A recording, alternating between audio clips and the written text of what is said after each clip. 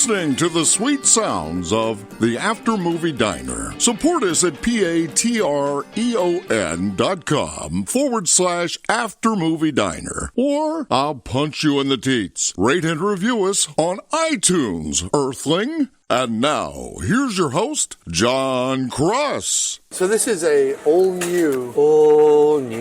all-new arena for the After Movie Diner. We have, ladies and gentlemen... Same arena, different sound system? You're right, it is not an all-new... You were using arena metaphorically, weren't you? I was using arena to mean arena of the mind. Arena of the mind. Arena of the mind. Which is where we fight, which is where we do battle every week. We do battle. Not every week, Not every week. month if you're lucky. Yeah, every month if you're lucky. And by lucky I mean it's happening less often, and that's lucky for you. No, it's not. It's going to happen more and more as we roll through the holiday season. The After Movie Diner is coming back to the arena of the mind. The arena of the mind. The arena the of mind the arena. Mind. The mind arena. Hello and welcome to Mind Arenas with Jon Cross Mind Arena and Jim Wallace. Mr. Mind Arena. And don't forget, as you head into the Christmas period, don't forget you can purchase some wonderful After Movie Diner merchandise. Can you? Is that still happening? It's still happening. It's not on like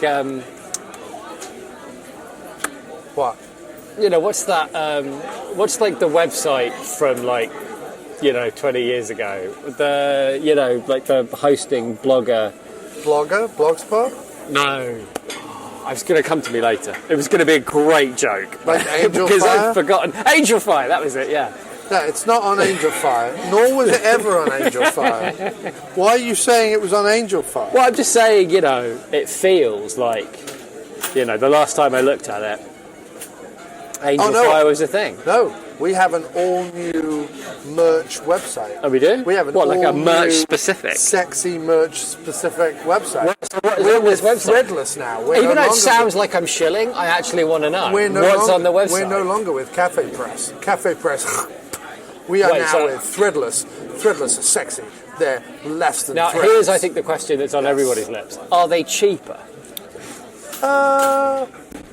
Because Cafe Press was like, T-shirt, 50 quid. No, it wasn't. It was $19.95. Well, I guess that's all right. Thank you very much. Lovely, thank you. Yes, I need a bit more. Oh, yeah, okay. $19.95 for a personally designed... Yeah, that's right. So what are the designs then? What are the designs? Stop it. What are the designs? Stop it. What? We've got all new designs. I'm just saying. I want to know. I want to know what the designs are. Tell me what the designs are. They're logos. Okay. And I came up with a really cool logo. You know how in the corner of the podcast imagery, we have like a little jukebox, so it looks like a diner jukebox label that says the After Movie Diner. Yeah. You can now get that as like a cool old, like tatty jukebox label with like a folded up corner across the middle of a t-shirt. Oh, that sounds nice. It's kind of like hip and groovy and kind of cool. And anyway, it's very sexy. Okay. We're with Threadless. What about our catchpasses? Do we have any t-shirts with like catchphrases on them? No, but we could. Do we have catchphrases? Well, you tell me now what you want on a t-shirt. Tomorrow, mate, I'll put it on a t-shirt. Have a trying to think. Do we have catchphrases? Ham, egg and chips. How about you always order ham, egg and chips? Yeah. Well, how about I don't always order ham, egg and chips? That could be a good slogan. I'm thinking of ordering ham, egg and chips right now. I know. Anyway, I'm trying to tell people. I'm sorry. I was doing quite a good job of... Yeah, except that we went meandering. We didn't meander. No. When you said you were trying to do a good job, what you did was meander me all over the place. That's just the way I roll, man. No, that's what you get when I'm on the show. You get meandering. No. But people don't realise they're gently being led. No, they're not being gently led. Towards their do you know what they're being led to? They're being gently led their own inevitable death. They're being gently led to the why do I listen to this again? Are they going to talk about the movie? No, we're not. So anyway, we're not going to talk about the movie? Hang on a second. Oh, I'm sorry. You said no, and I wondered if that was like a well, not yet. Not yet. I We're see. not. All right. Not yet. Should we ring a bell when we are? Yeah. You can ring a little bell when we're about to talk about the mind. A mind bell. The mind bell. My mind bell. I'll ring my mind bell. Until then, could you tell your mind to tell your mouth to shut up? So what's in the store then? Hang on a second. Could you just let me do the spiel? I know, that's why I said what's in the store. Hello, and welcome to the After Movie. That spiel. Sorry. All right, crack on. Do the spiel. Hello, welcome to the After Movie Diner. And we're in an all-new sound arena of the mind. Arena of the mind. And we're sat Arena. here in the Westway Diner on 9th Avenue near Times Square in an incredibly Christmassy decorated diner. It's kind of wonderful. We've got reds, we've got greens, we've got window paintings.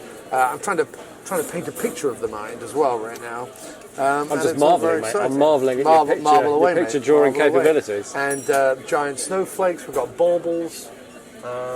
We've got some headache-inducing hologrammatic images of Times Square. I'm ready. Yeah, you ready? Yeah, sure. I'll go ahead. I'm going to go for the. Please, for the love of God, I'm going to have the Roma omelette, please. Any toast or white, whole wheat? Whole wheat toast, thank you. Thank you. You know what? I won't have no home fries though. Just the omelette and the whole wheat toast. That'd be great. That's perfect. Thank you. I will have a bison burger, please. Can I get that with Swiss and bacon on it, please? And can I get that deluxe? But I don't need any of the lettuce, tomato, coleslaw, and pickle. I just want the French fries. Nothing healthy, just the fries. How do you like the burger, sir? Medium. If it's a bison. Great. Thank you. Thank you, sir. Thank you very much. So yes, now that I've painted not only a soundscape of the mind, but also an image of the mind, I want to say as we head on in to this very jolly of seasons, this happy, and what I'm happy about is I'm feeling more Christmassy, and I do, deep within my miserable British heart, I have a little small space for Christmas. I was just thinking that today about how it's one of the few things I get. It's one of the few times a year where I'm uncomplicatedly happy about it. Doesn't matter what's going on in my life, right, or whatever else is happening. It's just nice. It's Christmas. I can be happy at Christmas. I'm happier in England at Christmas. I just think England do Christmas better, in my opinion. I just think things are a bit more Christmassy, and there's mince pies and mulled wine and all that stuff that I really, really liked. I hated when I was a kid, but now I love. Well, because it's cozy. Right, exactly. It's sweaters and cardigans and slippers. It's open fires. Open fires. It's and cricket on armchairs. Boxing Day. It's all that stuff that when I was a kid, like America is like what I loved about Christmas when I was a kid. It's like tons of stuff, colour and lights. Yes. Whereas Christmas in England is like what I have learned to love, which is warmth, sleep, a full stomach, and but can I just say this? Spices. Well, spices. Well, you know, pud, mince pies, mulled wine, it's all spices, isn't it? Yeah, and that orange, remember at Amesbury, we had to make an orange and then we put like spices and cloves and shit in it, and it was called like the Higgledy orange or something. It had like a name. Yeah. Like the Goose Matron orange or something. The Goose Matron? Like it had some like... You're not in charge of naming anything. If there's an apocalypse, right, and we have to start naming stuff again, you are at the back of the queue, all right? You know, like the jolly old St. Pickle orange or something. Yeah, that's better than freaking whatever the fuck Tron it was. The Goose Matron. Well, it had a name, and they shoved stuff in it. And I think there was even a candle in it. I don't know what you were doing. You got to put the tea. The thing they don't Jim get has just removed in a the tea diner, bag right, from his tea. It's like they give you the tea bag. They're like, job done. No, mate, you got to take the tea bag out. I've got to put the tea put it bag on the somewhere. table. No, don't put it over there. I'm not going to put it on the phone. All right, okay. Anyway, Jim had taken the tea bag. They tried to put it back in the bag. And tried to put it back in the sachet that it came from. Anyway, as we slip into the Christmas season, which I do love Christmas. I love a bit of Christmas, mate. I do love a bit of Christmas. And in its own way, and we'll get to it, the movie that we went to see tonight. It was more Thanksgiving-y, I'd say. It had more of a Thanksgiving vibe. No, but I always think that detective stories. That's true. Agatha Christie stories. Yes. There's a little bit of Christmas in there. Especially, even though there's no Christmas you're right. in. Lots of special guest stars. Mystery. Yeah, you're right. There's a certain kind of like what used to be like. I think it's because old stately homes generally feel like Christmas. But also, you know, you get that even thing if it's with the BBC, like, they're showing something on Christmas Eve. The last couple of times I've been back, there's still been like a thing to watch on the BBC on Christmas Eve and Christmas Day, like an Agatha Christie thing or something around there. Yeah. So I like that, but Me too, mate. I'm all for it. As we slip into Christmas, I would just like to point people towards not only our new sexy merch store, which will be highly advertised on the website, and after movie diner. When will you start pulling in the big bucks? Never. But I also think... Is there some kind of is there some kind of award that could be given to you by the listeners of the diner for your persistence in the face of near constant and total apathy? Especially with regards to like merchandise and leaving comments and leaving reviews. You mean that I keep asking people to do things? Yeah, and they don't do them. With the nicest and sweetest and fullest of hearts. Right. And occasionally I am happily surprised by maybe one or two really great things. Yes. The thing is, Jim, is that when those happy surprises happen, they mean the entire world. So I will mention things on 365 podcasts if for one brief shining moment. Are you threatening We have... people with a podcast a day unless they start buying t-shirts? No, not at all. Is this reverse psychology? What I am threatening is that I'm going to end the podcast right now if you don't let me get through a sentence I've been trying to say for I didn't 10 realise. minutes. I'm sorry. Crack on, mate. As we slip into... Right. I would like to point people towards not only the wonderful The sexy merch store. Got it. Sexy new merch store. Sexy merch store. Which, by the way, I would love to encourage people to either social media us, email us at hello@aftermoviediner.com or call us at 347-669-0053 and suggest things that they want to see on a t-shirt. Even better. Choose your own t-shirt, I'll make it, and then you Once can buy again, it. mate, your optimism in the face of certain apathy. Well, no, because they might be like Michael Fitzgerald, who's always retweeting us and resharing stuff. That's true. Andy Lunn or whatever. Dr. a lot of Fuzz. pressure. Dr. Fuzz. A lot of pressure. No, but they're always saying like, oh, we love that bit when, or we think it's funny when Jim and John say this or whatever. So you're saying, right? thank you. No. Now They you're just might come- hang on a discouraging them. second, And I hang get on what a you're saying, second. but you're just discouraging them They from might getting involved anymore. It's like they've got involved a bit and now you want more from them. No, I don't want more. What I want from them is just to know their favourite bits. And I'll put it on a t-shirt. Not necessarily for them to buy. Maybe. But hang on a second. Maybe if they pick a really good thing, I'll send them a free t-shirt. You never know. Like that could be a thing. That's fine. I could do that. I recently when Mitch won, Todd got overexcited. The band Todd got overexcited won the Miscellaneous Plumbing Fixtures Cover Song Challenge. He got a free t-shirt mailed to him. He got it today and he posted about it on social. A Miscellaneous Plumbing Fixtures t-shirt. I need to get myself a new Miscellaneous Plumbing Fixtures t-shirt because the armpit went in mine. I wore it so much. Right, exactly. So you can Which get a says new something one. about how much I love the t-shirt and something about my armpits. You can get a new one at the sexy new Miscellaneous Plumbing Fixtures merch store as well. Tell you what. Two new merch stores. Tell you what. For anyone listening to this particular podcast, Yes. I will make this guarantee. If somebody comes up with a good enough slogan, like that I like, not just, a lot of, like, there's two entries and they're both shit. Right. If there's a really good entry that I like, Yeah. I will send that person a free t-shirt. Great. Excellent. So that's something Jim will do, and maybe I'll do it as well. Who knows? But then they've got two t-shirts. that's fine. Hello@aftermoviediner.com, 347-669-0053, or hit us up on the socials and tell us what you would like to see on a t-shirt. I'm not saying I'm going to buy a t-shirt for everybody. No. One slogan that will win one and get in the store, and I will Yes. buy somebody that t-shirt. Who did it? Right, great. Yeah.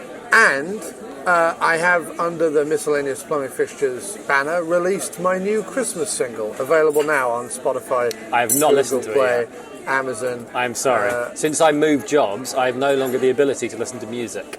Oh, you can't listen to music at work? Well, no. I mean, I could if I wanted to, but Yeah. I can't make the headphone socket work on my computer. I will sort him out, listeners, so that he can listen to the wonderful new Miscellaneous Tell me about the new Miscellaneous Plumbing Fixtures. What's it called? Not one song, but two songs. Oh, wow. What are they called then, these There's songs of one yours? called I Kind of Like Christmas. Cool. And there's one called Christmas on the Road, which is a upbeat Bruce Springsteen Thunder Road style pastiche. Cool. Which is all about his family having Christmas on the road That's nice. for reasons. Well, that sounds good, mate. Yep, so that's all available. I'll be checking that out tomorrow. That's all available. All the links will be in the I podcast also have a description. Christmas album. Yes, you do. It's Why not don't like you tell everyone? recently released or Why don't anything. you tell but everyone where they can find you? They can find it. online? They can find it on the least visited place on the internet, which Yeah, is jawallace.com. that nobody goes to. It's because we never talk about it, but this is a perfect opportunity. jawallace.com. Go over to jawallace.com. It is like a Tumblr page, as it were, hosted, but all it is just like a series of links. So it's Right. like a link to a Bandcamp, link to a YouTube page, a link to like a Google Photos doc where all you I've need, had mate. publishers That's on all you there. need. It's just links, all you but need. they're all legit links. Oh It's my not God. like dodgy links. You know what you should do? What's that? As Christmas slides in amongst and around us as a sort of warm yet cold blanket of icy snow Possibility? and filth, filled with, needles and the sense of overriding despair. But as Christmas does that Right. to us all, you should probably buy Jim's book. Are you yeah. hurtling towards God knows what? It would be a good Oh, it's a great Christmas Christmas. It's present. one of the great Christmas presents. I bought your the zine you were in. Thank you very much, I bought bud. that. That was very I now kind of have you. it next to your book. That's I very have kind. the zine and the book. And it's good too because Great poem in that zine, by the It's way. a good one, Tell right? everyone what the zine was. this magazine was called Illumin, Yes. and the poem was called. Felt like I was buying like a magazine that was possibly part of the Illuminati. Yes. Yes. Well, it is, mate. That's what I am. Hence my massive poetic Is success. that why you've started doing that weird The Illuminati have handshake? backed me as, why you as started the doing that weird cultural handshake? boulder that's rolling down the thought you were hill gonna say- towards modern society. I thought you were going to say flatten cultural bulge. Then. That's not good. it. Cultural boulder, mate. That's me. I think bulge is probably it would more be a good. Now the reason it'd be a good present is you could give it to people and look Yes. like look good doing it. Look like here's cultured. some poetry, like Yes. look cultured, right? Poetry. But they would never have to read it. They could like flick through it and go, well, that was a nice line, I like that. And then they could put it on a shelf, feel good about owning a book of poetry without ever actually having to read it. Yeah, not only that, look at that. You'd be supporting an independent artist that everyone loves not. And it's available everywhere. Everyone loves massively avoiding supporting independent artists. You know what I mean? Madonna comes out with a 50th version of her best of classics with a picture of her tits on the front cover and everyone goes wild. But again, no. your cultural references are so... Like, Madonna hasn't come out with an album of her greatest hits with her tits on whatever, the cover I'm just saying. for like 25 years. Well, okay, they roll out another, I don't know, Ariana Grande fucking hat or something. Slightly better. I'm just saying. And everyone goes I'm just crazy. saying, It's like, well, oh no, another Madonna greatest hits. I don't know. Well, you know what made me think of that is because Tits? because six It's of because those. you're always thinking about because the tits. Daft Punk guys and Madonna and that other guy and that crazy person all got together and started their own paid-for music streaming service because they were like, Spotify doesn't pay us enough, even though all we're doing is shilling shit we made 40 years ago. That was also 10 years ago. That company is, I believe, already folded. Oh, well, whatever.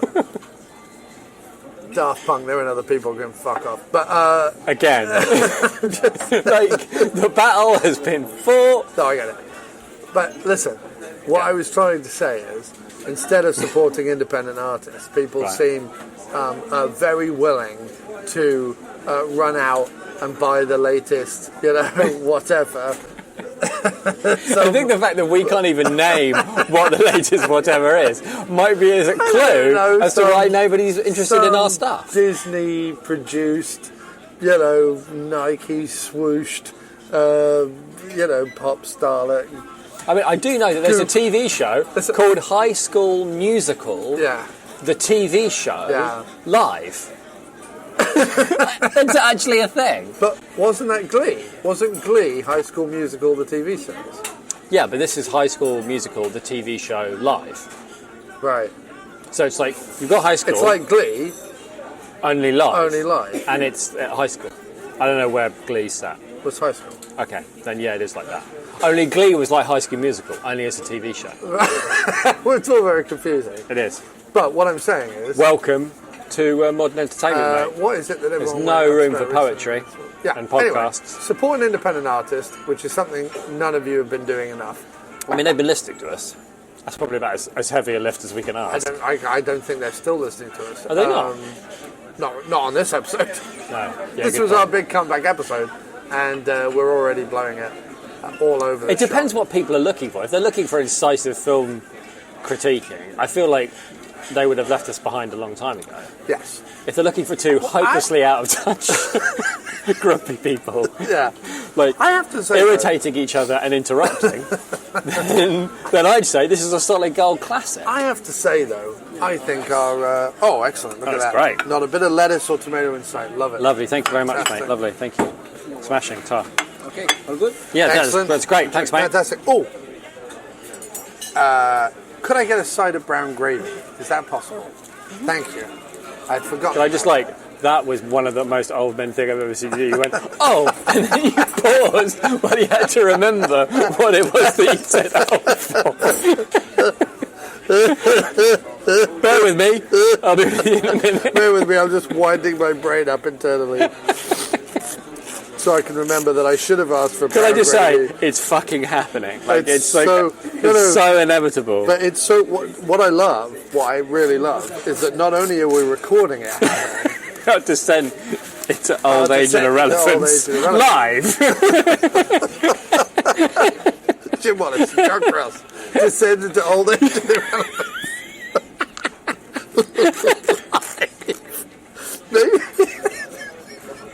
Maybe that's where we've been going wrong there.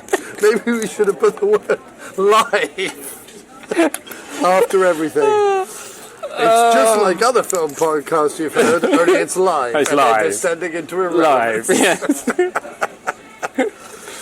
I like the way they've melted the obvious square of Swiss. It's a bit thicker, adjacent. though. It's a bit. At least you've got a couple of bits on there. Yeah, it's good. Oh, that gave me a good chuckle. Yeah.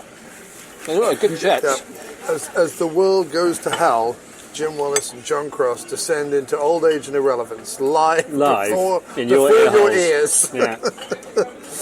Well, you couldn't ask for more than that, really. I mean, you could. You could ask for a lot You more. could, and you have. You could ask Unfortunately, this is the reply. Oh, they put cheese on the bottom as well. That's a double cheese whammy. The bacon looks pretty good too, and look at the chips. I'm now worried, though, that while the mics are picking up our voices better, it's also going to pick up more chewing. Let's try and chew quietly. No, let's give people an audio treat But I remember at this point. your man McDonald complaining about how much he could hear us chew. Who did? McDonald's. Mark McDonald? Yeah. I mean, talk about slipping away into irrelevance. Does he listen to the podcast? Maybe. Probably not anymore because He's we're in chewing. Utah. I don't even know if they allow podcasts in Utah. They probably outlawed it because of Space Jesus or something. Yeah, Jesus, fucking space Jesus, man. So did you make your announcement? Was that it? It was the Christmas thing. Because I interrupted with my own Christmas album shilling. Well, that and we have the new microphones. It's allowing everyone to hear me masticate. I have a feeling that may be a thing. Do you want to listen and hear if it's a thing? I don't care, mate. Okay. My feeling is this. Right. You've traded listening to a shout down a... All I can think of is watch the face on the Alan Partridge Christmas special eating the buttery biscuit. Well, look, get with it, mate. You've got to take the rough with the smooth. But on my bottom, really. A bit like my bottom, which is still the funniest thing That's. ever. I think of that line every time I hear anybody saying rough with a smooth. I That's can't what I believe I think. came up with that. Oh, that's perfect. Look at that. Thank Although you. I also think every time someone says Rome wasn't built in a day, I always reply out loud, Yeah. if it was, it would be very small. And then people look at me a bit funny for a bit. But I'm happy, you know. Well, because you remember me doing it. What was No, hilarious it's a about funny that? line, it's a brilliant line. What was hilarious about that was John was like, sure, the line's fine, but it would be much funnier if Crossy was running through a treacherous piece of woodland, throwing himself against trees. Some of the scandals, I mean, obviously a lot of it, wasn't great, but some of the sketches, it looks a bit more like pea soup than gravy, but it's cool. We're genuinely really funny. That was really good. And then I tied him to the tree, right? Can't think why. Yeah, but that was just a Brian Laurie I'm still funny though. rip-off. Yeah, so Christmas, support the podcast, buy our stuff. Hope you're liking the new microphones. Sorry if you can hear us chewing grossly. I really don't know what else to do. So, Yes, the movie. yes, I think I can sum it up by saying, yes. What was it called first? Knives Out. Which I was worried about for a number of reasons. One, the first time I saw the trailer, I really loved it. And then the subsequent trailers, I liked it less. And then it got nearly universal critical acclaim. That always worries me. Which meant, oh God. And then every single trailer before the movie, well, not every single trailer, but most of the trailers were terrible, which is usually a sign of it not being a good movie. Yeah. And then about 10 minutes into Now, the what movie... you're saying is the trailers before going to see this movie were terrible. Not, I know you didn't like them, but not that the Knives Out trailers were bad. Sorry, yeah, the trailers in the cinema that were playing before the movie weren't good. And Jim has this theory. I have a theory that the trailers before the movie are all shocking. This the is movie Jim's will theory, be shocking. what it is, and the theory that I'm about to say now. However, there were a couple of okay trailers in there, so it's not completely... Anyway. Well, by okay, listeners, what? Jim is being incredibly kind. No, I want to see 1917. I thought Antebellum probably looked like it would be fine. No fucking interest in seeing 1917. I think 1917 would be quite good because it looks like two soldiers. It looks like a Poseidon adventure. No, it doesn't. You know what it looks like? It looks like the thing that was called Edge of Tomorrow, whatever, is now called Die, Rinse, Repeat, or whatever. No. It looks like that mixed with... No, it's the Poseidon adventure. Mixed with... They've got to get from one end of the boat to the other, and I love those movies. They've got to get from one end of the war to the other. That's a brilliant idea for a movie. No, balls to it. No time for It's it. only because it's got Cumberbatch in it. And it's Which actually directed by brings me Sam- neatly to about 10 minutes into the film. I thought, I don't think I'm going to get over the fact that I don't buy Daniel Craig in this at all. I don't buy Daniel Craig in it. However, as the movie went on, and he was in it a bit less, and then when he came back in a slightly different character role, like his character subtly shifted about halfway through the movie, and I liked him a lot more. He was a bit less of a showman and a bit more of a co-conspirator, and I liked him more in that shift in the movie, and I ended up really, really liking him. That's my feeling. It's directed by Rian Johnson, personal friend of John Daniel and the Mountain Goats. Who made Brick, which is still one of my favourite films. Who made Brick, which was excellent. Who made Looper, which wasn't so good. I like Looper. And then what did he do after Looper? Last Jedi. Is that all he's done? He did it. No, after Brick, he made The Brothers Bloom, which I think nearly killed his career because it had big stars in it. It was Rachel Weisz, Adrian Brody, and the Hulk, Mark Ruffalo. When they were all just coming up, and it was a mess. And I think it was a mess because he wasn't really allowed to finish it. I think it ran out of money. It was a whole fucking thing. And it wasn't a very good movie. And he was kind of finished. And then he came back and made Looper, which is what got him the Last Jedi gig. Because whatever you think about Looper, and I really liked it, it did make a lot of money, and it was made for beans. And people really dug the movie, and I really dug the movie. And I really, really liked Last Jedi too. I realised that there's probably plenty of people listening to this podcast who fucking hate The Last Jedi. And I kind of understand why they do.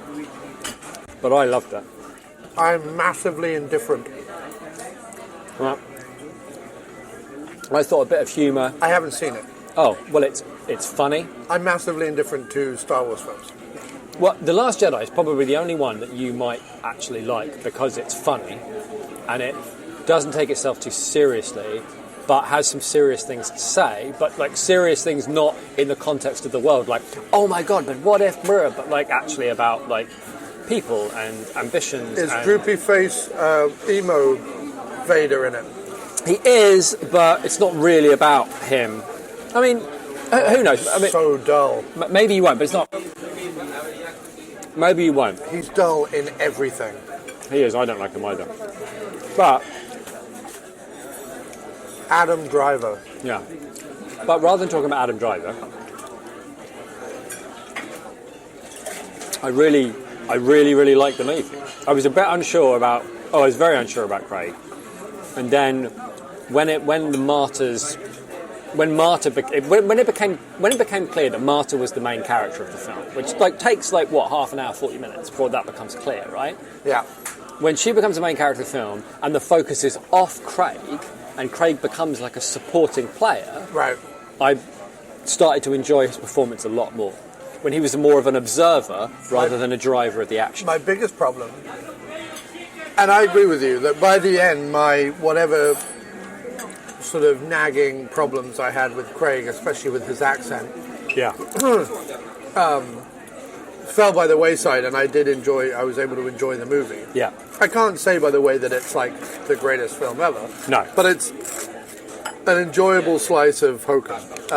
I do feel like it's what America needs at Thanksgiving. Like that's something that struck me in that it didn't have like an overtly political message, except I guess you could argue that there's a message in there about privilege and, you know, versus things that you earn, and that having a good heart is better than greed. I think it had politics in it. Yeah, it did, but what I liked the most about it was that the political discussion that they actually had, the Thanksgiving like family discussion, was like you had like two sides of the argument, and they were being argued by arseholes.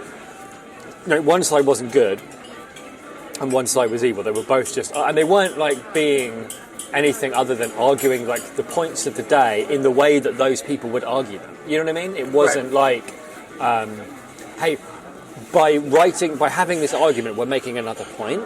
It's just they were arguing in the way that people from either side argue. Right. And they were both arseholes. And it was like, we don't really want to be involved in this. So anyway, though, just to almost say this, and then so that I don't have to like keep saying it throughout the thing. Fair enough. To use the metaphor that Daniel Craig uses in the movie, the donut hole in the middle of the donut in this movie, Yeah. is him and his performance. And the only reason being that is not because it's a bad performance, and not because he's not giving it the beans and trying his best to do something interesting and different and not be James Bond and whatever. Or not be Northern, or not be anything that Craig's done in the past. He is doing all that, and for that reason I did kind of like forgive it. I know what you mean. The biggest problem with the thing is that everything else in the film, everything else, feels either authentic or the right person for the role. Even if it's someone like Michael Shannon, like having fun with it, I don't know like what authenticity he brings, because his character was fairly, you know, cliche / vague. But it's Michael Shannon. He's, you know, doing his I've got a slight madness and menace underneath an ineffectual and slightly like nervous exterior. And it's Michael Shannon, and it's fine, and it feels good, and it feels authentic, and it feels right, and it feels funny, and it's great. And Chris Evans is perfect. Chris Evans was perfect in it. Jamie Lee Curtis was well cast. Don Johnson was great in it. He was really good. Really good in it. Everyone, but this is my point. Everyone was really good, really authentic. The two cops were brilliant. Yeah, they were really great. The biggest hole in the movie is that the way it was written was not the way it was cast for the Craig role. Like what? And what's amazing is even right down to like the guard keeper, which we see only once, the groundskeeper, which we only see once. The fact that Rian Johnson casts M. Emmett Walsh is amazing. Like, it's not only a casting decision that makes perfect sense for the character, but it's a casting decision where you're like, I love this movie now because M. Emmett Walsh is in it. Yeah. So it has both things, right? It's like whenever Charles Grodin turns up. Yes. And it's like Rian Johnson, you go, I'm giving you a pass for everything because you put M. Emmett Walsh in. You know what I mean? And there was other examples of that throughout the film, but like having M. Emmett Walsh show up was just a stroke of absolute genius. But again, he feels authentic in the, slightly doddery, schlubby old groundskeeper of like a mad New England stately home. Nothing about Craig at all screams slightly eccentric Southern detective. Like he's meant to be a Southern, like a French Southern Cajun version of Poirot, basically. And try as he might, and again, I'm going to give him huge points for giving it the B's, because he really does. So I'm giving him, this is not me shitting on Craig because I generally don't like Craig and stuff. This is me going, no, you gave it the B's, but it does knock a point off the film because I could never sit comfortably with the authenticity of him. I sat well with the authenticity of every other person he cast, but that needed to be definitely a slightly older looking, maybe not older, but like older looking. He needed to be either impeccably dressed or schlubby, not this kind of like middle ground of like, well, is he schlubby or is he impeccably dressed? Like, is he tweedy or is he a Southern gentleman? Like, you have to kind of pick that, and they didn't pick that. And I'm guessing probably because if they dressed him up like a comical Southern lawyer with like a waistcoat and a pocket watch and a beige suit and mopping his brow and whatever, Craig would have just looked ridiculous doing that. But if they'd completely Sherlock Holmes'd him up, it wouldn't have made any sense him being from the South. So it was a whole thing. And a lot of that bothered me about the film because I'm like, well, considering you're trying to construct this, tight, twisty, if not a little obvious, I have to say, but tight, twisty, throwback detective film, for your detective to be one of the problems in the film was an issue for me. I actually wouldn't disagree with that. Because the one thing I thought at the beginning, when I was dissatisfied with Craig, was it needed to be a vehicle for like a great performance. And I agree with everything you said. I'm not doubting that he really was giving everything he had. And towards the end, when the focus is off him and a bit more on the mystery and on her and how does it all fit together and where's this all going, and when you get caught up in the pace of it, and it's not so, and he's just a part of that, he becomes a lot more acceptable. You know who it should have been? I don't, but you're going to tell me and I'm going to agree. John C. Reilly. He would have been really good, yeah. He would have been great. Would he have been too... It's tough, though. It's a tough needle thread, because if it's too comic... No, but he doesn't... John C. Reilly can do both. I know, but if he's doing a southern drawl detective in a kind of a comic movie, I feel like he's maybe too far. I know what you're saying. But the movie could have used a little bit of, especially during the middle, could have used a bit of comedic juice.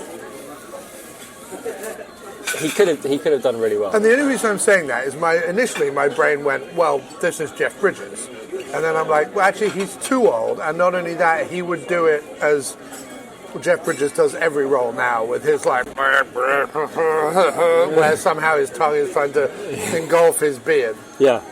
And he doesn't really pronounce anything. So I was like, knock that down 20 years and someone who could embody the role, feel authentic, but also add a little pep to the step. And for my money, that's John C. Reilly. No, I go along with that. I mean, I suspect... I would have even gone, weirdly, for like a Matthew McConaughey. McConaughey would have been good. McConaughey would have been good, yeah. He would have been good. He could have like... Because you could have schlubbed him up without making him look ridiculous. Right. he would look schlubby. He just would feel authentic. Yeah. And you'd feel like maybe he is a genius, even though he's giving us this like ridiculous Southern drawl. Like all that stuff of like, the Southern drawl is supposed to be like, is this just shining us on?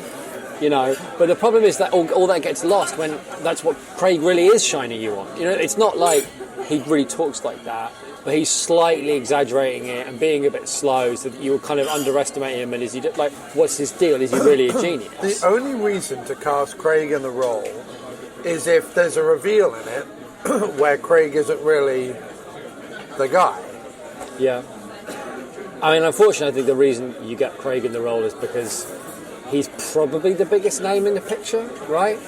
I know it's an ensemble cast, but I mean, Jamie Lee Curtis, Halloween aside, no. Michael Shannon, like weird, you know, overly serious science fiction films aside, no. I mean, Toni Collette with the whole Conjuring thing. She's pretty big now. No, she's big, but like, you're not going to go and see a film with Toni Collette above the thing. Don't get me wrong, I will watch Toni Collette in anything. I think she's fucking brilliant. If anything, she was slightly wasted in this. I think I might have rather seen her as the. I mean, Jamie Lee Curtis was great, but it almost feels like Toni Collette does like Little Drop of Poison a bit better than Jamie Lee Curtis does. No, I thought Curtis was one of the best ones ever. No, she was really, really good. No, she was great. Her John Johnson was great. No, they were Chris both Evans, great. as a family. They were great. They were so awful. They were great. And I loved Evans. He was having so much... And what was great was he was completely believable in all three parts he played in the movie. He was completely believable as all three. Like, of all the great performances... You know what I mean? Like that authenticity you're talking about. He was totally authentic. Well, Evans is probably the biggest now after Captain America. That's true, yeah, he probably is the big man. And I have to say, while I loved what Evans was doing,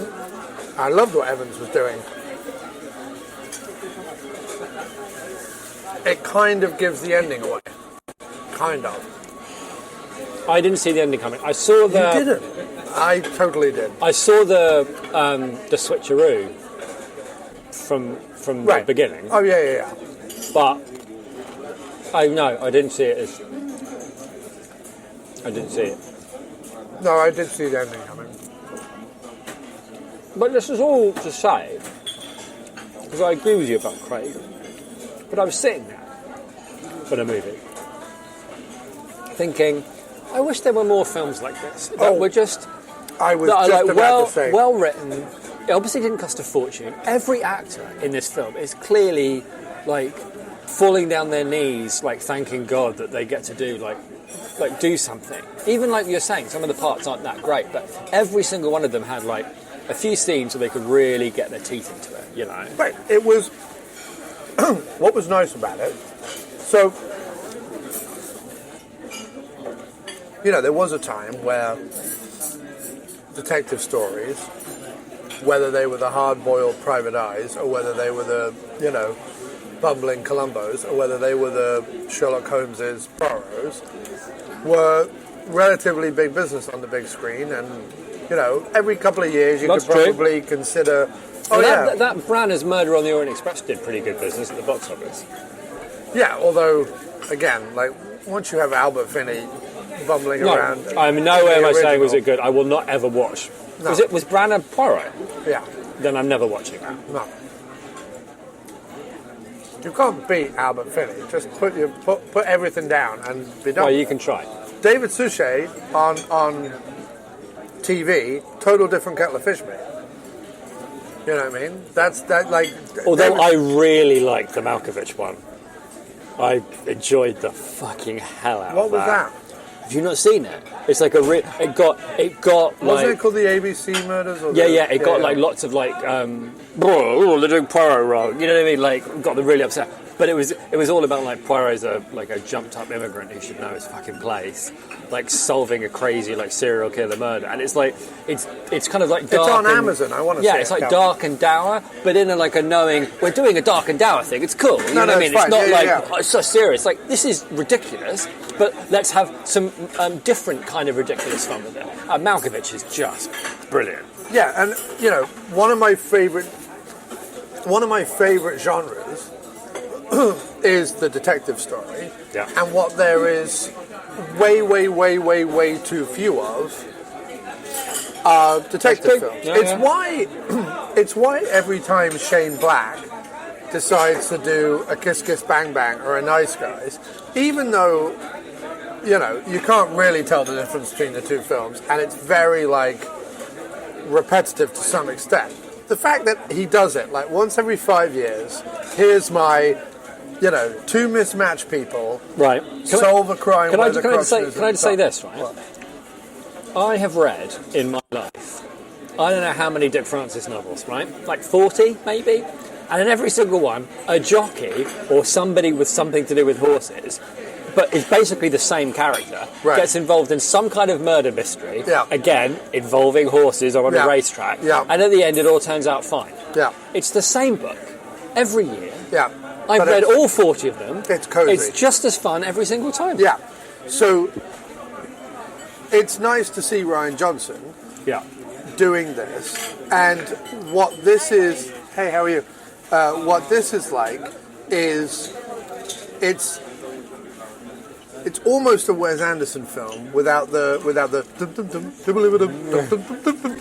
soundtrack, Yeah. and without the now not just bordering on parody, but massively splashing about in parody that Wes Anderson films have become. I tell you, everyone else loved it's like Grand Wes- Budapest, but I'm watching it and I'm like, this is more Anderson than even I can take, and I love Anderson.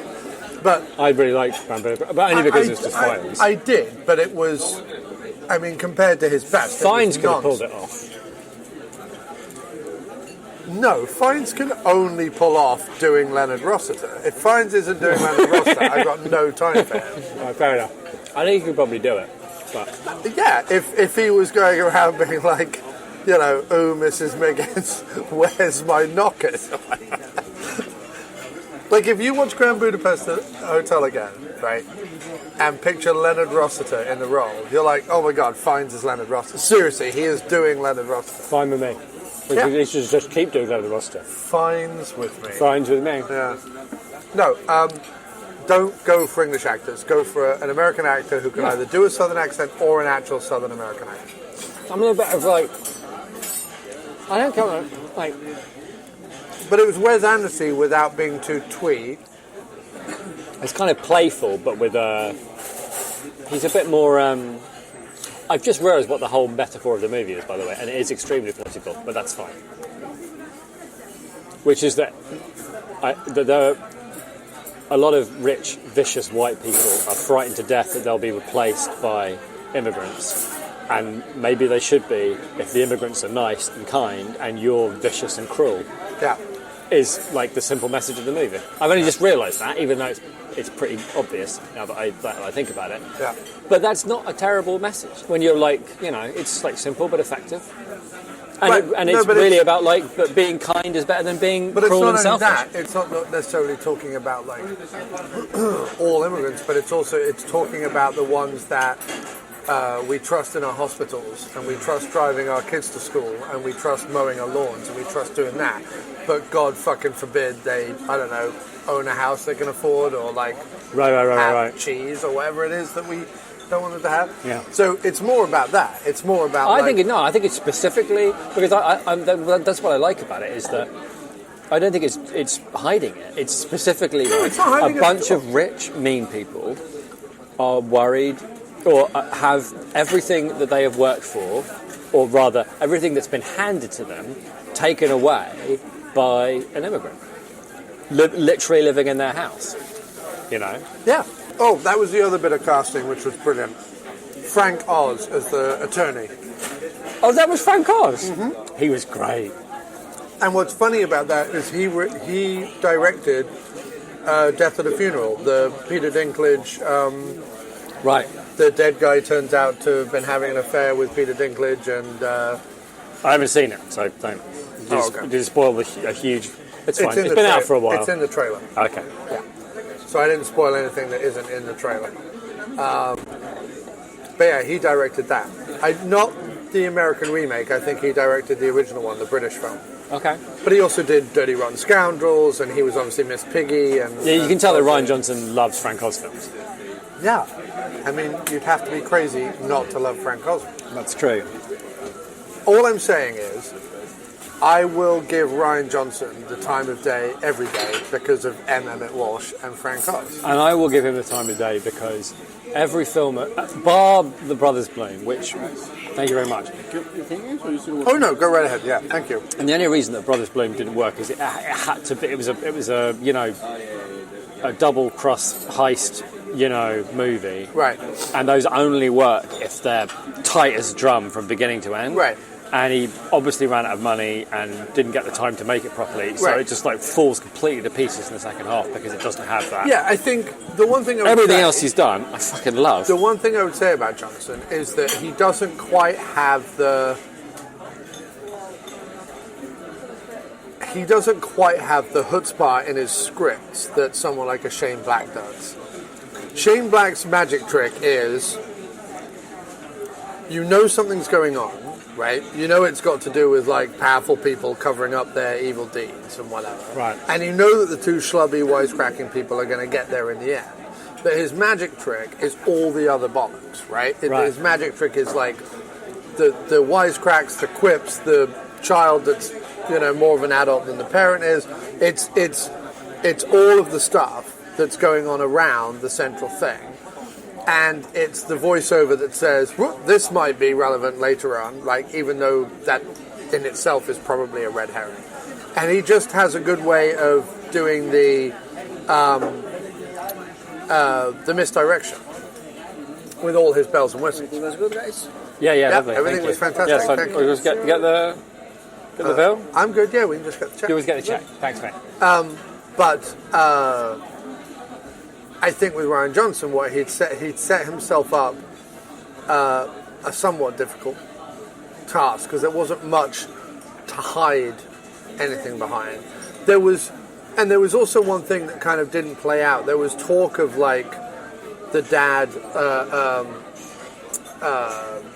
the victim, Plummer? Chris Plummer, being something of like a trickster and a game player and a like, you know, secret passageways, thriller writer and whatever. And that didn't really. It didn't, but to be fair, like, I think yes, all right. The but to be letter fair, was written in. But to be invisible fair, ink I and- think that was to because what? Okay, so I agree with you, but I think that was there to deal with precisely what you're saying. Is that I think there had to be like a kind of an element over the whole thing of like, is he really dead? No, is this all a big game? Totally. So you're kind of like, with that in the back of your mind, you're never completely sure about whatever you're settling on, which is definitely true. Right. And I liked that halfway through, obviously, that I thought, this is kind of interesting, that when Evans and her kind of team up, that we're watching a murder mystery where it's about how not to get... Thank you very much, thank you. Where potentially... It's like how not to get caught. Where you know what I mean? potentially... It's like how to cover up the solving of murderer the crime. and the detective are working together. Yeah. And it's also... Oh, yeah, which is a really neat And it's trick. also Yeah. the idea that... What did you make of the whole she couldn't tell a lie thing? I thought it was funny, and I think a lot of what he does, and I like this about him, so much of what he does is payoff. It's true of The Last Jedi as well. That the mug, the sick thing, all of those things, like, they're great and they do their job in their own way, and then later on in the movie it leads to a big payoff, and that's why they're there. You have a murderer who's working with a detective who can't, and the murderer cannot tell a lie. Right. And so it's also there, I guess, to add tension to the fact that if we... It also makes her not an evil... It takes away the idea of her being evil or manipulative or in it for herself. Right. Because instead of her thinking, while this is happening, like, she's not thinking, you know, should I tell the truth? Should I come clean? You know, all of those, like, moral choices that her character would have to make to be, like, a nice character for the audience, I totally subsumed beneath this, if I lie, I'm going to throw up. And it's like, and I can't do that because I can't give all this away because it's too fucking complicated to explain. Right. So she's totally focused all the time she's with him on just trying to find a way not to lie And so by giving her that narrow focus, she's forced as a character not to look at everything and the consequences of what she's doing. Yeah. So answer me this. Yeah. Considering the wrap-up is satisfying, considering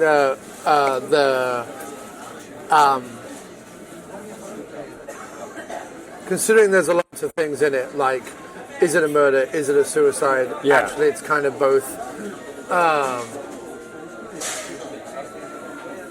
And all the stuff, considering it's all, like, very well done, it looks good, the use of camera is great, the supporting cast are excellent, etc.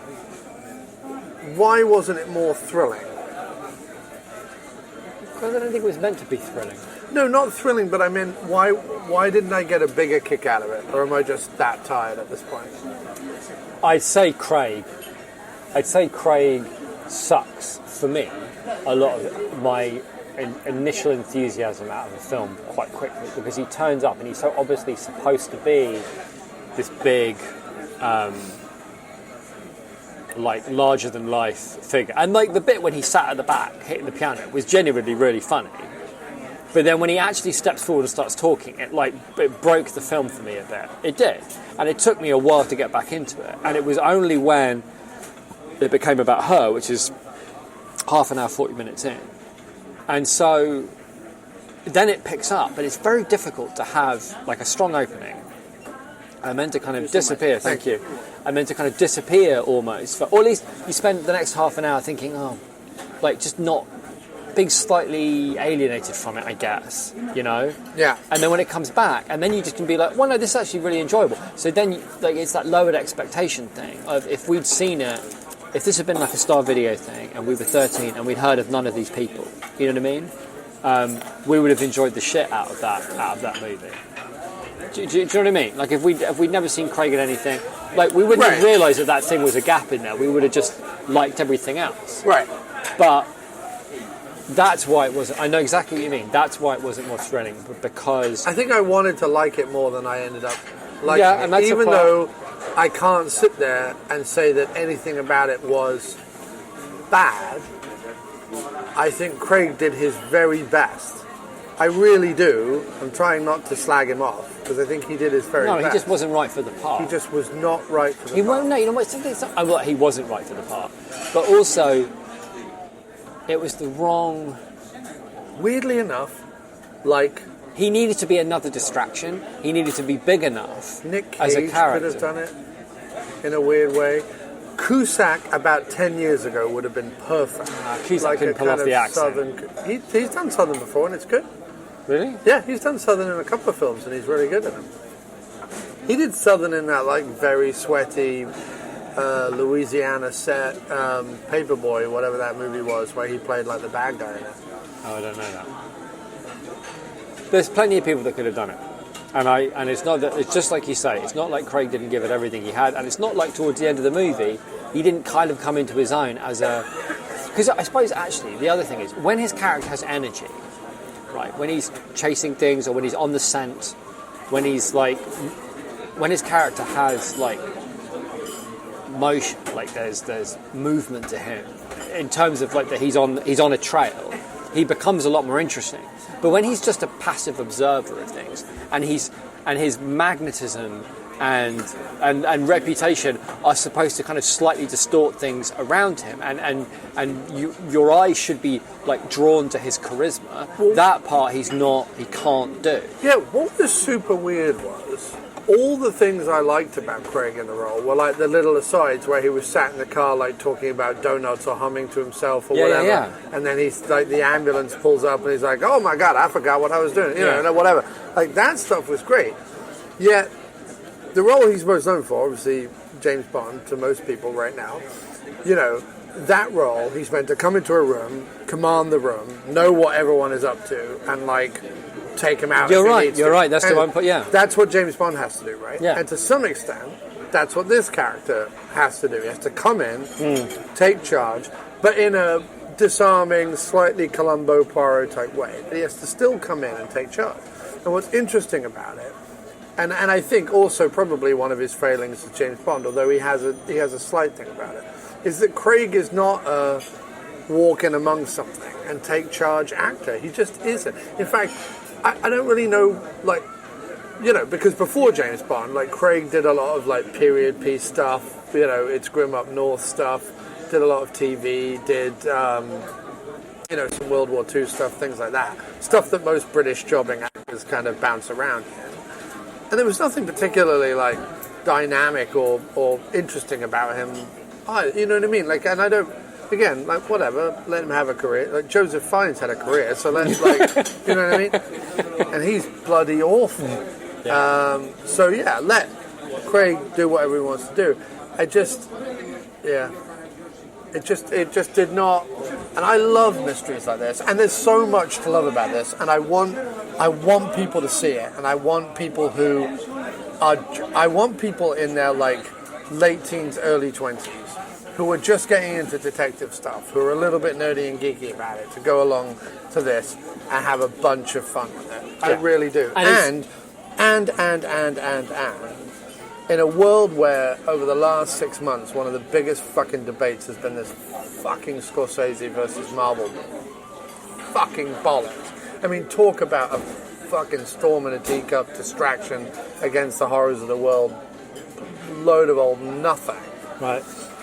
In a world where we're all debating, like, you know, well, are Marvel films art and what is cinema and blah, blah, blah, blah, blah. As we've always said on this show, first of all, this hooey that they don't make, you know, films in different genres anymore, it's all comic book and blah, blah, blah, blah, blah, is hooey because we get to see plenty of them that aren't those movies. Yeah. And secondly, when these movies come out, generally, as long as they're well critiqued, which this one was in general, people do go and see it. This has now been in the cinema, I think, 3 weeks? Yeah. At least 3 weeks, if not more. I've seen loads of people covering it. Just like Ready or Not, it was another, like, ensemble film in a stately home with a bunch of stuff going on that people latched onto, people talked about. It was in the cinema a bunch of times. It's not a Marvel movie. It's not a hugely expensive movie. It's, you know, yeah, it's probably a bit of a pet project that he got to make off the back of The Last Jedi or whatever. And I just think to myself, like, these movies are still being made. So stop, like, this, oh my God, Disney swallows the earth. And if Disney is swallowing the earth at all, it's because fucking governments and corporations have let that happen, not the fucking people going to the cinema. I actually saw an article this week that was blaming comic book fans and nerds and geeks for, like, going to see these movies. And I'm like, that's not their fault. If you had grown up reading books, like, I grew up reading Sherlock Holmes, right? So every single adaptation of Sherlock Holmes, I'll give it the benefit of the doubt. Now, even Cumberbatch, I've seen all of his stuff, and I think he's like down the bottom towards some of the worst, but I will go see it. If there suddenly became like a Sherlock Holmes or a Hammer Horror cinematic universe that kind of had like a Sherlock Holmes versus all the Hammer Horror Is Rupert Everett still around? He did 2 of the Sherlock Holmes. Yeah, I know, but is he still around? Because he could have done it. Slap a southern accent on him and put him in this. A bit too, no, not a fan. Okay, fair enough. But if there suddenly started to be like either a Hammer Horror cinematic universe or a Sherlock Holmes cinematic universe or what else did we love as kids? Okay, I still will go and see every single James Bond film, even though I haven't really loved one since License to Kill, because, and you can't blame me for that. I grew up loving certain things. And if they're going to keep making them, or they're going to keep, like, experimenting with them, or do different things with them, or expand those worlds, or whatever, I'm going to want to go see what they're doing. Like, you can't, to turn around and blame comic book fans, or nerds, or geeks, or whatever, for, like, letting Disney swallow the sun. Yeah, but you got to remember, although I don't, because they're genuine opinions, but that's, like, so many things get written now, specifically to get people who love things to, like, angry. It's right. Like it's awful. Yeah, it's the Guardian and all that lot are the worst. Give a column to someone, because it's always like top 10 trending now. Like, some absolutely outrageous horseshit opinion about whatever happens to be popular right there. No, I get it. Just so people will fucking click on it. No, I get it. Oh, but all I was saying... Not that people don't feel that way, and you're right, and they do bash on that shit, and you're right. And the other thing is, like, if Marvel films were all shit, if they were all as bad as Captain Marvel was, then they would have stopped making them years ago. But, like, most of them are really well-made, exciting, funny movies. And yeah, they've got flaws and flabby bits, but there's usually something in there for everybody. Right. You know, like, they don't, make billions of dollars and get bought by Disney for nothing. Right. And so the... and also, they are not drowning out other voices. In fact, if anything, and you look at like stuff like Jojo Rabbit, or you look at stuff like Knives Out, they're giving these directors like Rian Johnson and Taika Waititi and things like that the opportunity to make the $1 billion movie, so that someone in a studio goes, well, they're hot shit because they just made a $1 billion movie. And then they go, well, what do you want to do next? And he goes, well, I want to do Jojo Rabbit. All right, well, I want to do Knives Out. And those movies get made off the back of a machine like that. So I think that... I agree with you on that one, by the way. I'm all for Marvel movies and blockbusters like that subsidising actors and directors' pet projects that end up being really good. And the thing is, just like you say, like, you go to the cinema and there's nobody wants to go up against, a Marvel movie. Nobody wants to go up against, a Star Wars movie. So when those movies are out, you've got other screens. So they just put like other things in. And then people who've got AMC passes, whatever, they'll go and see the Marvel movie. And the next week you go, well, the Marvel movie's like got 3 weeks to run or 4 weeks to run. So what else is there? Right. And you go. So there's like... No, but I've been really, like, we've seen, has done pretty well I was just thinking this year. But we've seen... Ready or Not did pretty well. There was like 2 years when it was all fucking franchise this and bollocks that and sequels, and it was just crap. And we never now, pretty much, I would say, every week, we're able to find something that's like at least a bit interesting. Right. And that's quite... I mean, we could have gone to see 21 Bridges, which I'd have been, like, fine with. 21 Bridges. Unfortunately, Black and Blue came and went. Yeah, but I'd love to see that. Yeah. I would have gone to see that. I would love to see Queen and Slim. Yeah. With the world in the state that it is, it's nice to see that media isn't necessarily in that bad a state. And while you may have to poke and prod around a little bit, you will find some gems.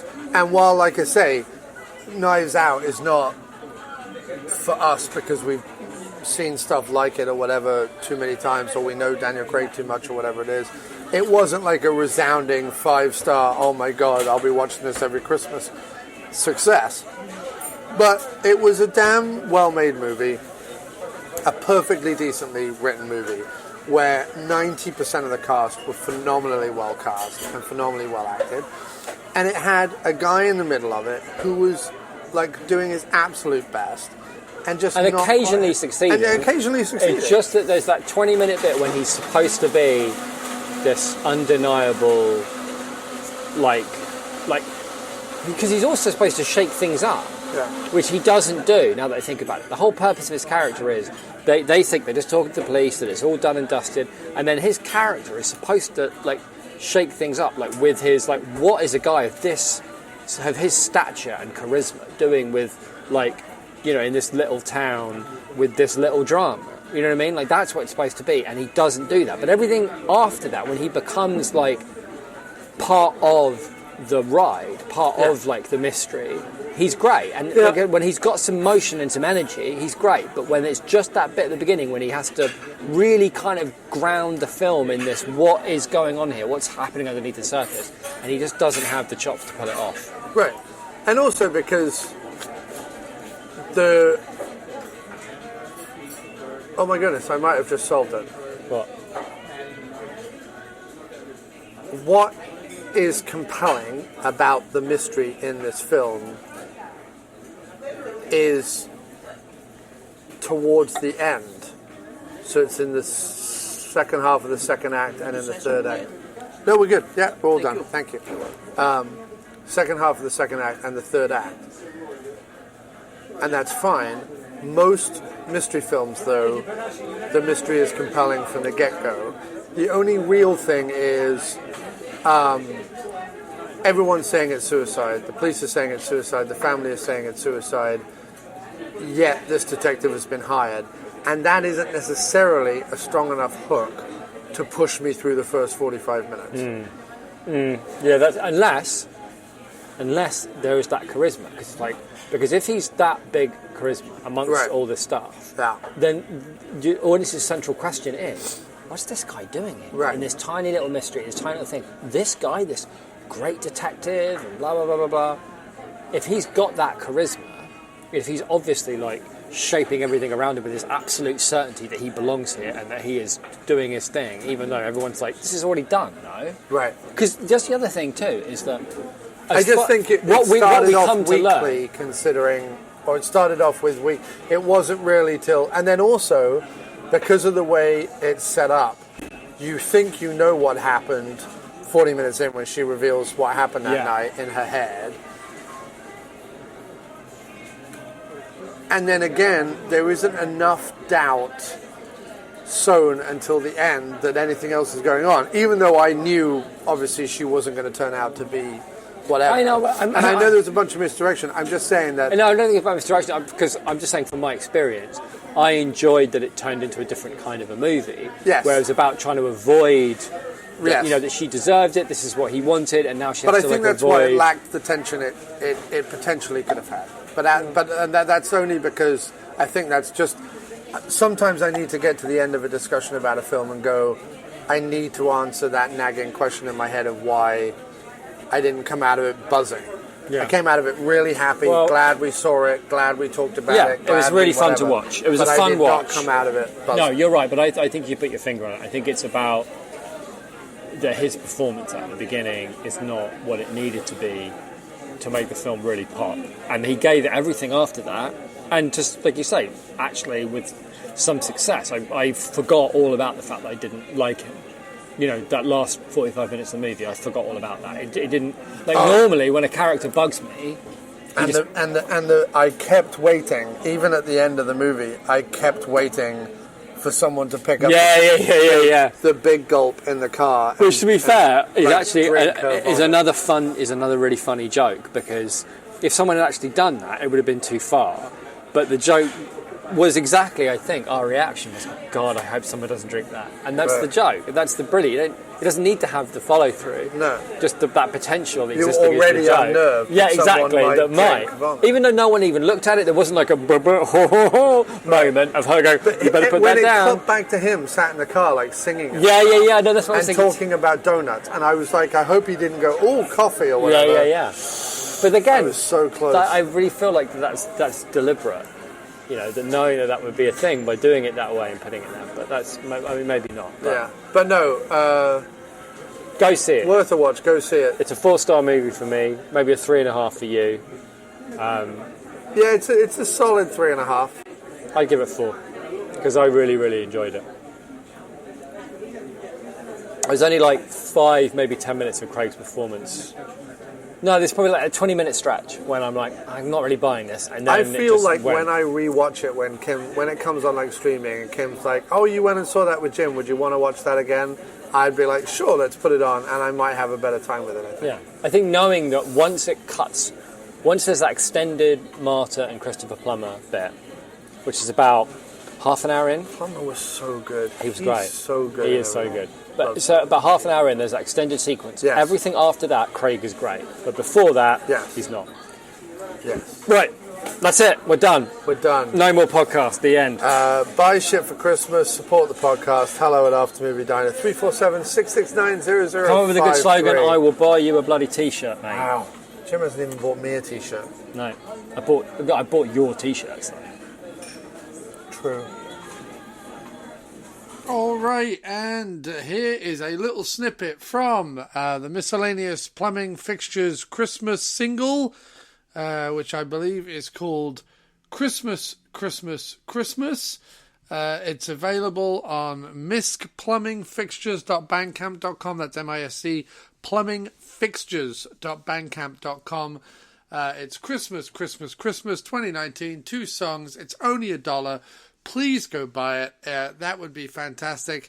If you really can't spare $1, then you can always go to Spotify and check out Miscellaneous Plumbing Fixtures and listen to it there. I'm going to give you a little bit of a sneak preview of the song now, and I wish you a very merry and incredibly happy Christmas to all listeners who have made it this far. Thank you very much.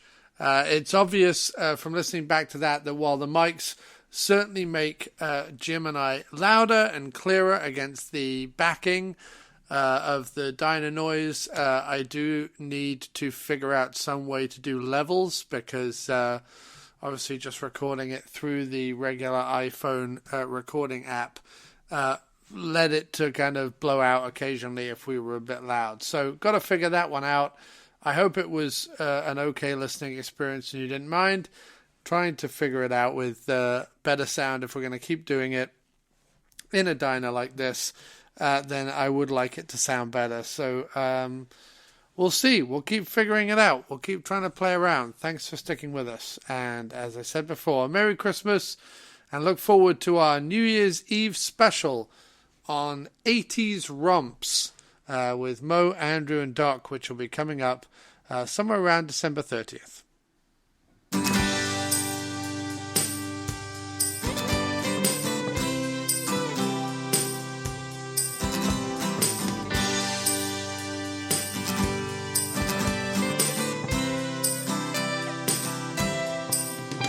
Mary steps into the kitchen, a vision Christmas morning. While we're in the living room, the tree we are adorning,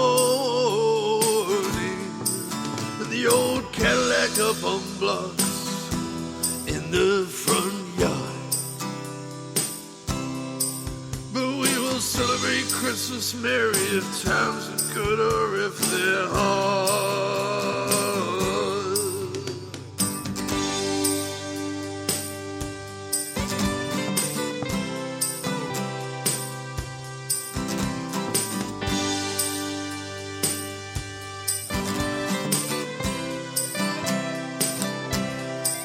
We went to the grocery store as a family to escape the landlord, and bought the best damn bird we could find for what we thought we could afford. With two kids in the back of our old pickup, Mary, you were everything to me. Oh, Mary, let's keep on driving to as far as our eyes can see. Let's have Christmas on the road. Let's see the land. Well, let's live as free, Mary, as any two people can, with two kids in tow. We won't just have one small tree, we can have a whole row. Let's gas her up, Mary, and see just how far we can go. We'll pick up hitchhikers and let them join in our feast of some chips, a few Twinkies, and whatever the gas station has to eat. We'll meet the soul of the earth, we'll break bread, we'll see this whole white land of ours. Please tell me, Mary, this is everything your heart desires. Let's have Christmas on the road. Let's follow the white lines to the holiday. If home is where the heart is, then with you, Mary, and the kids, home is any place. And your presence is presence enough for me. There's nothing better than your lady in an old car